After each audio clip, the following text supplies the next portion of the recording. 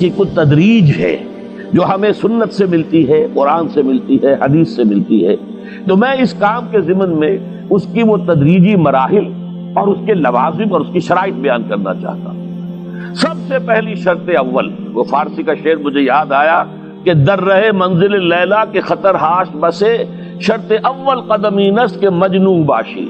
پہلی شرط یہ کہ مجنوں بنو، تو یہاں کا پہلی شرط کیا ہے؟ پہلے صاحب ایمان بنو، ایمان تمہارے دلوں میں ہو۔ یا ایھا الذین آمنوا آمنوا باللہ ورسولہ، یعنی ایک ایمان تو تمہیں حاصل ہے، اقرار باللسان، وہ تو تمہیں والدین سے مل گیا، عقیدہ تمہارا ہے، متوارث جو ہے تم عقیدے کو مانتے ہو، لیکن دلی یقین والا ایمان حاصل کرو۔ اصل میں اس کے بعد گاڑی چلتی ہے، اس کے بعد جو ہے نتائج نکلتے چلے جائیں گے، لیکن اگر وہاں ایمان کی کمزوری ہے تب اوپر سے کوششیں کریں گے، نتیجہ نہیں نکلے گا، آگے ہم بڑھ نہیں سکیں گے، ہمارے جو جد و جہد ہے وہ کامیابی سے ہمکنار نہیں ہوگی۔ اس جیسے ہی ہے جیسے ہم درخت لگانا چاہ رہے ہیں جس کی جڑ ہی نہیں ہے، آپ زمین کھود کا درخت جو اس کے اندر گاڑ دیں گے تو زمین تو نہیں پکڑے گی اس کو، وہ تو نیچے سے جڑ ہو اور پھر درخت جو ہے اس سے ابھرے، تو وہ ہوتا ہے کہ جس کے لیے یوں سمجھیے سرسبز درخت بنے گا۔ اس حوالے سے سب سے پہلا قدم کیا ہے؟ ہم اپنے گریبانوں میں جھانکیں، اپنے دلوں کو ٹٹولیں، وہ یقین والا ایمان ہے یا نہیں؟ اگر ہے تو اللہ کا شکر ادا کیجیے، تہنیت، مبارکباد، اور نہیں ہے تو پہلا کام یہ ہے کہ اے ایمان کے دعوے دارو، ایمان لاؤ جیسے کہ ایمان کا حق ہے۔ یقین اللہ کی ذات پر، اس کی صفات کمال پر، یقین مرنے کے بعد اٹھنے پر، بعث بعد الموت اور حساب کتاب، یوم حشر اور جنت اور دوزخ کا یقین، فرشتوں کا یقین، وحی کا یقین، قرآن کا یقین، کتابوں کا یقین، نبیوں اور رسولوں کا یقین، اور محمد الرسول اللہ کا یقین صلی اللہ علیہ وسلم کہ آپ آخری اور کامل رسول ہیں اللہ تعالیٰ کے، خاتم النبیین بھی ہیں اور آخر المرسلین بھی صلی اللہ علیہ وسلم۔ یہ یقین پہلے پیدا ہونا چاہیے۔ تو اب ظاہر بات ہے کہ جب میں نے یہ بات اتنی بڑی کہی ہے تو پھر مجھے یہ بھی بتانا چاہیے یقین کہاں سے ملے گا، کون سی دکان ہے، سپر مارکیٹ کوئی ہے جہاں پر کہ یہ جنس بکتی ہو؟ پہلی بات تو یہ ہے کہ اس کے لیے آسان ترین طریقہ کیا ہے؟ صاحب ایمان کی صحبت اختیار کرو۔ جیسے آپ بھٹی کے آگے بیٹھیں گے تو حرارت پہنچ جائے گی، آپ برف کی سل کے قریب بیٹھے ہوں گے ٹھنڈک پہنچ جائے گی۔ اگر صاحب ایمان ہے، کسی کے دل میں یقین والی بھٹی دہک رہی ہے، تو اس کے قرب سے آپ کے اندر بھی یقین پیدا ہو جائے گا۔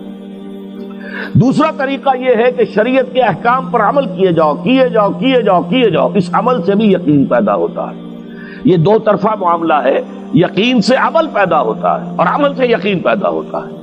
جیسے آپ کہتے ہیں وشیس سرکل، وہ بری شے ہوتی ہے کہ ایک چیز ہے بڑھ گئی تو پھر اس کے اور خرابی بڑھ گئی، اس سے پھر وہ پہلی خرابی اور بڑھ گئی، پھر وہ اس سے اور خرابی بڑھتی چلی گئی۔ جیسے پیچ آپ کہتے ہیں ہر چکر کے ساتھ وہ پیچ آگے بڑھتا جاتا ہے، اسی طریقے سے بھلائی کا بھی ایک سرکل ہے۔ ایک نیکی آپ کریں گے آپ میں ایمان پیدا ہوگا، اب آپ زیادہ نیکی کریں گے تو اب اور زیادہ ایمان پیدا ہوگا، تو یہ دو طرفہ سرکل ہے۔ اور تیسری بات جو ہے، خاص طور پر فہیم، ذہین، انٹلیکچوئل لوگ، سمجھدار لوگ، اور آج کی دنیا آپ کو معلوم ہے کہ ہمارے نوجوان طبقے میں بہت بڑی تعداد ہے بہت سمجھدار لوگوں کی، اس لیے کہ ان کی معلومات کا دائرہ بڑا وسیع ہو گیا ہے۔ جدید دنیا میں جو علوم ہے ان کا ایکسپلوژن ہے، دھماکہ ہو گیا، اتنے علوم پھیل گئے اور اس کے اثرات ہیں۔ اخبار بین لوگ بھی جو ہے وہ بھی ایک طرح سے ہر ایک ان میں سے فلسفی ہوتا ہے، آپ اس سے ذرا بات کر کے دیکھیے، وہ اپنے فلسفے بگاڑے گا، اپنی رائے دے گا، معلوم ہوتا ہے کہ شاید سب سے بڑا سیاسی تجزیہ نگار یہی ہے۔ لہذا وہ لوگ کہتے ہیں کہ ہمیں تو وہ بات بتاؤ جو ہماری عقل کو بھی اپیل کرے۔ یہ جو معاملہ ہے وہ ایمان جو عقل کو بھی اپیل کرے، اس کی سورس صرف ایک ہے اور وہ قرآن حکیم ہے۔ مولانا ظفر علی خان نے ایک شعر کہا تھا بہت سادہ انداز میں، وہ جنس نہیں ایمان جسے لے آئیں دکانیں فلسفہ سے، ڈھونڈے سے ملے گی عاقل کو یہ قرآن کے سپاروں۔ عاقل جو ہے انٹلیکچوئل، ایک ہے عام آدمی جو ہے صاحب یقین کی صحبت سے بھی یقین پیدا ہو جائے گا، عام آدمی عمل کرتا رہے گا اس سے بھی یقین پیدا ہو جائے گا، لیکن عاقل، انٹلیکچوئل، وہ شخص جو کہتا ہے پہلے میری عقل کو اطمینان ہونا چاہیے پھر مانوں گا، اس کے لیے جو سورس ہے، منبع ہے، سرچشمہ ہے ایمان کا، وہ صرف اور صرف قرآن ہے۔ اس میں غور و فکر کرے، انسان اس طرح قرآن کو پڑھے کہ وہ براہ راست اس کا مفہوم اس کے دل کے اوپر اترتا چلا جائے۔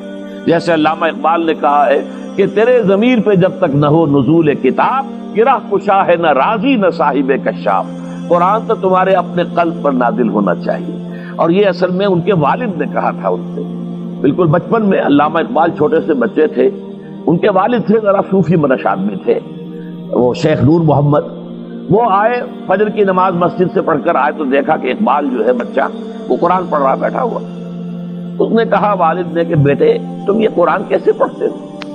اب وہ حیران ہوا بچہ، یا بچان بس میں پڑھتا ہوں قرآن جیسے پڑھتے ہیں، آپ کا مطلب کیا ہے؟ کہا بیٹے قرآن ایسے پڑھا کرو کہ جیسے یہ تم پر نازل ہو رہا ہے، یوں سمجھو کہ تم پر نازل ہو رہا ہے، تم مخاطب ہو۔ اب اس چیز کو انہوں نے اپنے اس شعر میں ادا کیا، تیرے ضمیر پہ جب تک نہ ہو نزول کتاب، گرہ کچا ہے نہ راسی نہ صاحب کشاف۔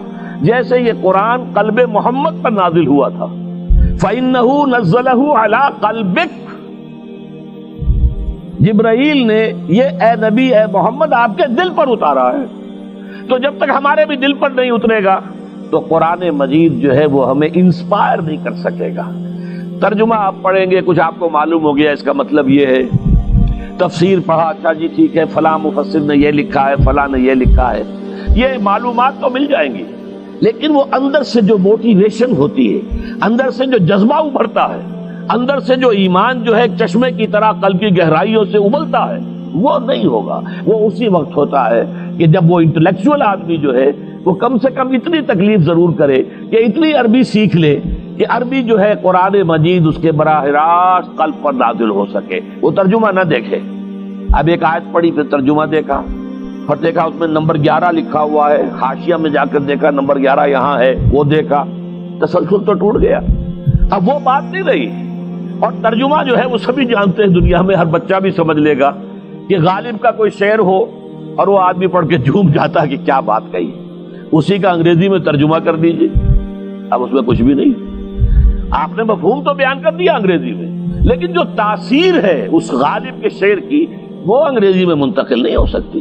تو قرآن مجید کا کچھ نہ کچھ مفہوم تو ترجمے سے معلوم ہو جائے گا، قرآن کی تاثیر ترجمے سے نہیں حاصل ہو سکتی، تفسیر سے نہیں حاصل ہو سکتی۔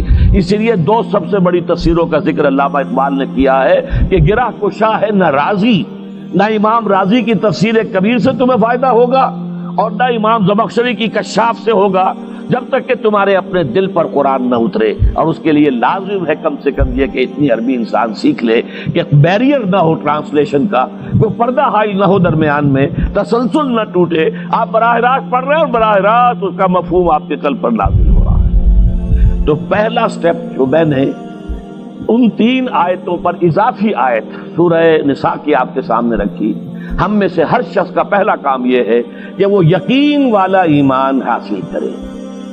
عام آدمی کے لیے صاحب یقین کی صحبت بھی مفید، عام آدمی کے لیے عمل سے بھی یقین پیدا ہوتا ہے، لیکن انٹلیکچوئل کے لیے، ذہین کے لیے، فہیم انسان کے لیے، انٹیلیجنسیا جسے آپ کہتے ہیں، اس کے لیے لازم ہے کہ وہ قرآن مجید کی گہرائیوں میں غوطہ زنی کرے اور قرآن اس کے اپنے قلب کے اوپر نازل ہو تو کہیں جا کر وہ قرآن کو سمجھے گا۔ چنانچہ علامہ اقبالی کا ایک اور شعر میرے ذہن میں آیا ہے، وہ میں آپ کو سنا دوں۔ ہم یہ سمجھتے ہیں کہ عرب تو ان کی اپنی زبان ہے، لہذا وہ تو قرآن مجید کو سمجھتے ہی ہوں گے، لیکن بسا اوقات ایسا بھی ہوتا ہے اگر دل پر حجاب آئے ہوئے ہوں تو قرآن مجید کے سمجھنے سے بھی کچھ حاصل نہیں ہوتا، دل پر حجاب ہے۔ یہی وجہ ہے تو عرب ہو یا عجم ہو، تیرا دل نہ دے گواہی، لغت غریب، یہ قرآن مجید جو ہے تو عجم ہو یا عرب ہو، یہ قرآن مجید تیرے لیے لغت غریب رہے گا جب تک کہ تیرا دل گواہی نہیں دیتا۔ تو ایک تو طلب ہدایت ہو انسان کے اندر، اور دوسرے یہ کہ قرآن مجید کو براہ راست نازل ہونے کا موقع ملے قلب کے اوپر، تو ایمان یقین والا حاصل